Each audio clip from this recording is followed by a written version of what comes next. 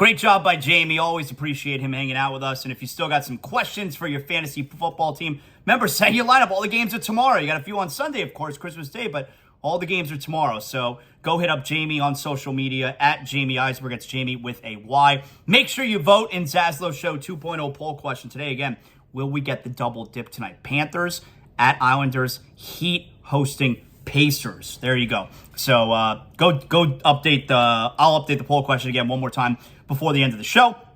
But you guys are coming out early and often and voting, and I appreciate that. We're going to talk to Jen Latta from ESPN Milwaukee coming up, do some Dolphins and Packers with her. But first, let's look. Been talking Dolphins all week here, right?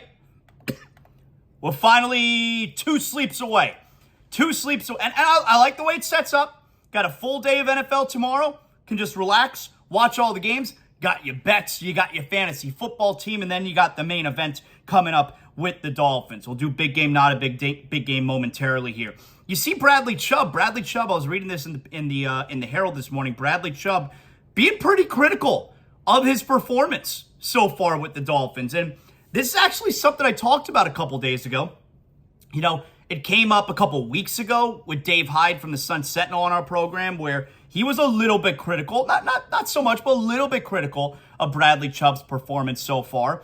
And I said a couple days ago, you know, from a layperson's perspective, I don't think it's a coincidence that Jalen Phillips is having his best run of the season right now these last few weeks, since Bradley Chubb is now on the other side of the line. I don't think it's a coincidence. I could be totally wrong. It might be a coincidence, but I'm saying from a layperson's perspective, like myself, I don't know all the intricacies, the X's and O's. I'm not privy to all that. I'm not one of the coaches. I'm not in the film room. I'm not watching line play.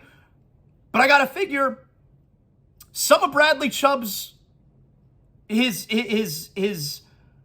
being there is taking attention from the offense, from the offensive line, and it's opening things up for guys like Jalen Phillips. But if I'm wrong, or even if I'm right, the fact that Bradley Chubb is out there and being so transparent that he's expecting more from himself, that he wants to dominate and take over games, hey, is this weekend going to be the Bradley Chubb game? Is this the Bradley Chubb game? The Dolphins trying to get back on track. Dolphins trying to snap a 3-game losing skid. Are we going to remember? Are we going to get to a place at the end of the season where, remember how Bradley Chubb dominated that Packers line of scrimmage, dominated Aaron Rodgers, and just helped the Dolphins snap out of that 3-game skid? Remember when Bradley Chubb kind of took over the team on the defensive end and decided, you know what? Enough of this losing streak. This defense has got to get on track here if we're going to do anything in the postseason. And maybe we're going to remember that Packer game as kind of a jumping off point. The Bradley Chubb game, when this defense started to put it together, because we know the defense has stunk so far this year. Is that what we're getting this weekend? Is that what we're getting?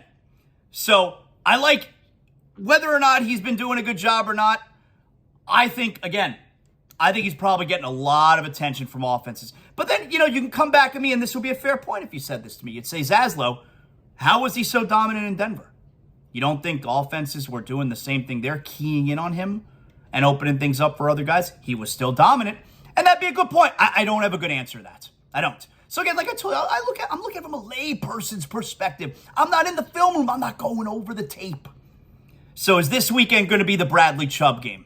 All right, that's one thing to look for. I think the Dolphins are going to smash the Packers. I think the Packers are in big trouble. The Packers are still alive, right?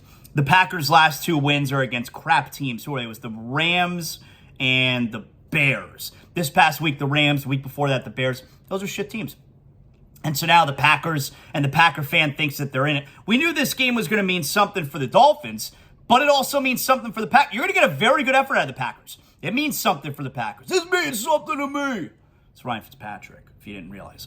I'm pretty fired up for this game. I'm fired up for this game. Number one, the game has a ton of meaning to it. But also, I think we're all fired up for it because it's been 4 weeks since the Dolphins have won a game. They won 5 in a row. And now we get to this weekend. It's been 4 weeks since the Dolphins have won a game. So I think we're all probably fired up to stop feeling shitty, right? Stop feeling this way. I think the Dolphins, I think they turn, if you could turn a corner during a losing streak, I think that's what the Dolphins did against Buffalo. I'm pretty fired up for this game. I think you're going to get a team that's going to I think they're fired up. I think you're going to get a team that's going to take out a lot of their frustration on the Packers this weekend. It's a bad team. They're 6-8. They were 4-8 before 2 wins against 2 terrible teams in the Rams and Bears, who are going to be right near the top as far as draft order coming up in the draft in April. So I think it's Dolphins. I know some people think it's going to be a shootout. I don't see it. If it's going to be a shootout, I would imagine you're going to get Aaron Rodgers back there passing the ball a ton. I think you're getting the Bradley Chubb game. How about that? I think you're getting the Bradley Chubb game this weekend.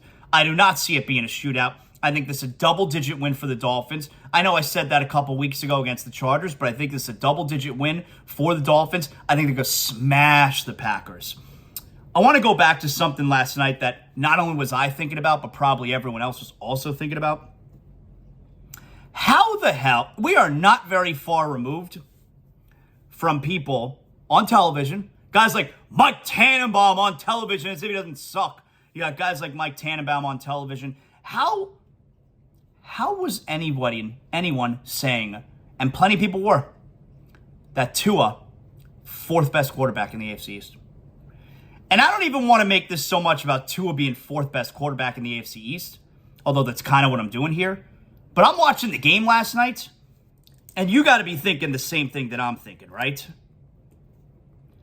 How was anyone saying that Zach Wilson and Mac Jones are both better than Tua? You were thinking it too. You were thinking the same thing I was, right? Zach Wilson and Mac Jones, I would take both of them ahead of Tua. Tua has shown he might be an elite quarterback. Zach Wilson, his career as a starter for the Jets might be over. It's true. Might be over. And Mac Jones sucks. Everybody knows that. There were so many people who had Zach Wilson and Mac Jones ahead of Tua. Tua, 4th best quarterback in the AFCs. How does anyone say that? And but you didn't see Tua having this season that he had. I mean, some people did. I felt Tua was going to be great this year. And no part of me ever thought Mac Jones was going to be better than Tua. Zach Wilson, I don't know, last year was his rookie year. It's tough to judge off the rookie year. I'm not going to sit here and I got to be fair. I'm not going to sit here and tell you, I knew Zach Wilson was going to suck. No, I didn't know that. I didn't really have a strong opinion either way. I didn't know that. I knew Mac Jones was going to suck. I watched Mac Jones last year. This guy sucks. Sucks. Zach Wilson and Mac Jones over Tua. How's that even possible? How can anyone say that was... Maybe it was a joke. Because how can anyone say that was a straight face? I think it was probably a joke. Like, guys are on television and they're like, Zach Wilson and Mac Jones, AFC is both ahead of Tua. And then once they go to commercial break, they start snickering, right? That's what was happening, right? Somebody from ESPN, I know a bunch of people up there at ESPN. You listen to this, you love ZASLOW Show 2.0. Send me a DM, okay? My DMs are open. You can hit me up. Just confirm my suspicion there. You guys would go on television. You would say Zach Wilson and Mac Jones better than Tua. Then you go, Briny throws a commercial break. And then, you all start cackling. You're hysterical laughing. Just own up to it at this point. The jig is up. All right, you know what time it is. We're going to talk to Jen Latta coming up. We'll do some more Dolphins and Packers with her. But it's almost the weekend. Holiday weekend. And you're saying to yourself, ZASLOW, I got to know. Is it a big game? Or is it not a big game? Yes, that's what I'm talking about. Let's do it. Big game or not a big game? Every Friday we do big game or not a big game. We got to let you know what you got to watch, what deserves your attention. So here we go. Big game or not a big game? We start out tonight, 7:30 p.m., Bally Sports. Now that channel, Bally Sports Florida, sucks. There's always technical issues. But tonight, you got the Panthers at the New York Islanders. The Panthers are 4 games under 500. They're 15-15-4. All right. Not quite sure what Barkov's status is right now. Anton Lundell came back a couple of nights ago. Gudas was supposed to come back a couple of nights ago. He didn't, so hopefully he's back tonight. Hornquist doesn't seem anywhere near return, and Duclair seems maybe he's close to returning. but that's not going to wind up being tonight. As you can tell, the Panthers are injury ravaged. They come off of a bad loss to the Devils. Not that the Devils are a bad team. They had lost 6 in a row. Not that the Devils are a bad team. They're actually a really good team. But it was a bad loss because the Panthers, for the first time this year, first time in 16 games, leading going into the third period, they lost the game in regulation. They gave up 3 third-period goals, including the empty netter. All right, the Panthers are endlessly frustrating this season. But I'm going to be watching ZASLOW Mansion Family Room, big TV. I'll have it on, man. 7:30 Panthers at Islanders. Not a big game. It's not. You can't be 4 games under 500. I lose credibility if I do that. I can't sit here 4 games under 500 and tell you that the Panthers are playing a big game at the Islanders. Then you listen like ZASLOW, you have no credibility. I can't do that. I never want to disappoint you like that. So Panthers at Islanders, not a big game. Tonight, 8 p.m., Bally Sports Sun. That's the other channel. Pacers at Heat. The Miami Heat, very disappointing on Monday night, Tuesday night, whatever it was. Yeah, Tuesday nights. They lose to Chicago. Bad performance. Terrible game. I was there. And now you blew an opportunity to really beef up this record. This is game 2 of a 4-game homestand. Indiana, the Heat and Indiana. Matter of fact, the Heat, Pacers, and Hawks are all tied 7, 8, and 9, all in the play-in scenario at 16 and 16 on the season. So the Pacers have started to come back down to earth a bit. They're a 500 team, but between Tyrese Halliburton, he's a great player, Benedict Mathurin, you got 2 really young players who the Heat fans are going to be really jealous of that the Pacers got their hands on. Tonight is not an easy game. Pacers at Heat, that's a big game. You worked so hard to get over 500, and now you would fall back under 500 if you lose this game and start out the homestand at 0-2. So Pacers at Heat, that's a big game tonight. Tomorrow, 1 p.m., how about a little bit of out-of-town flavor? CBS. Cincinnati Bengals at the New England Patriots. Now, we already went over it earlier. All right, we felt sad for that Patriot fan who got berated by that awful woman at the Raiders game. But we still hate the Patriots like poison. Now, the Jets, they lost last night. If the Patriots lose this weekend, the Bengals will be doing you a huge solid. We want the Bengals to win that division so the Ravens stay in the wild card scenario. And now New England, they would fall 2 games back of the Dolphins if they wind up losing this game this weekend. So, Bengals at Patriots, that's a big game. We're keeping our eye on that. Again, don't forget, don't let anything I just told you now make you forget that Mac Jones sucks. Bengals at Patriots, that's a big game. We're keeping an eye on that to get the day started tomorrow.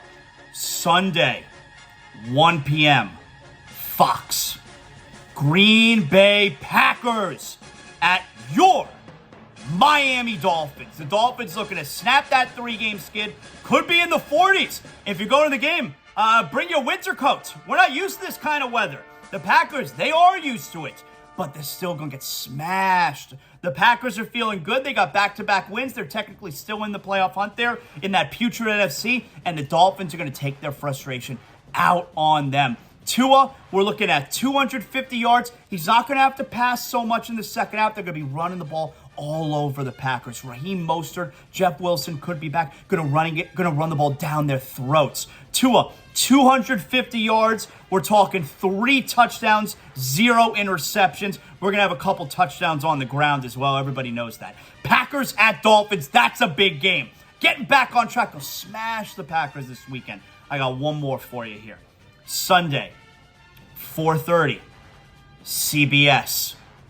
Broncos at Chargers. Again, a little out-of-town flavor. You may be saying to yourself, ZASLOW, how the hell is that on big game, not a big game? I mean, the Broncos, they're one of the worst teams in the NFL at 4-10. They're probably the biggest disappointment in the league. But we got the Chargers, who are 8-6. They got the tiebreak against the Dolphins. And I already told you, for the Dolphins to jump up to number 5, the Dolphins need to win their final 3 games, and the Chargers and Ravens have to lose 1 of their final 3 games. So we're dialed in and keeping an eye on the Chargers here. The Dolphins will win on Sunday at 1, and then we can flip right on over, and we're going to be able to watch the Chargers lose at 4:30.